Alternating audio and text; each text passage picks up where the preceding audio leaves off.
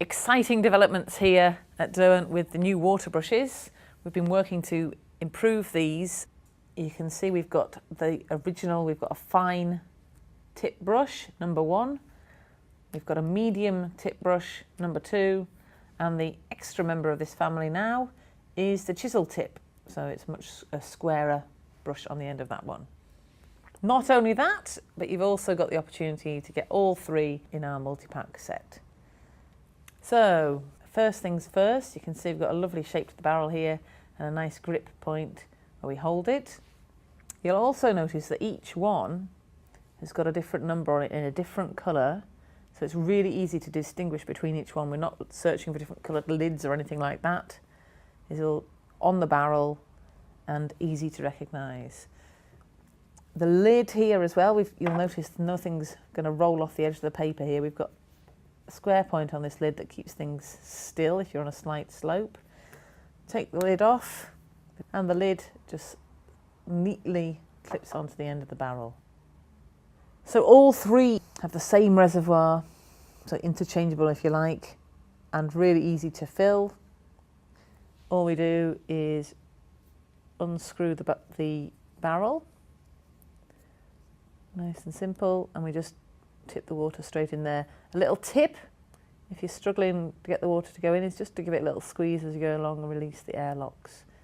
You sometimes get when you've got a big tap pouring in there. If you can get a fine point on your tap, then everything goes in nice and easy anyway. So let's give them a try. A few petals here, something nice and simple so you can see the water brushes in action. I'm going to roughly shade these in so you can see how they can be used to paint with. So that, I mean, water brushes are so popular with people working in pencil because it avoids having to mess around with a paintbrush in a pot, dipping your paintbrush in and out. You've just got your water in your brush, give it a little squeeze and you're ready to go. So there's a quick little flower. Let's start off with the fine one then. So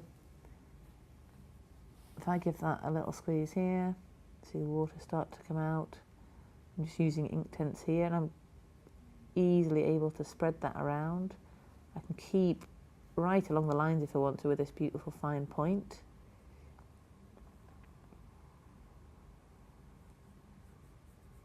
I think, to me, it feels even finer than the last water brushes that we had. It's so nice to use. I might use that just to go around the edges of the petals, for instance. If you're working in detail, it's just a fantastic little brush. Okay, so that's the fine point. Let's take out our medium brush. So you can see the difference here in the sizes of the tips. We've got a really fine and we've got our medium, which is almost double the size, I would say. Okay, so let's try this one out as well. Exactly the same, you can give it a quick squeeze, get the water moving through, and then we can use that to spread that water around. Really, really lovely to use. Okay. And finally, we've got the chisel tip water brush, which you can see the difference here. Again, we've got a lovely flat brush head here. Again, same thing, we'll just give it a little squeeze, get the water moving, and then we can just start playing around with that.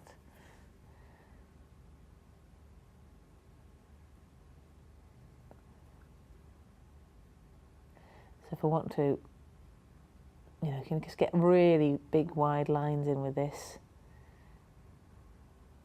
If I want to add a bit of there, it's almost like calligraphy.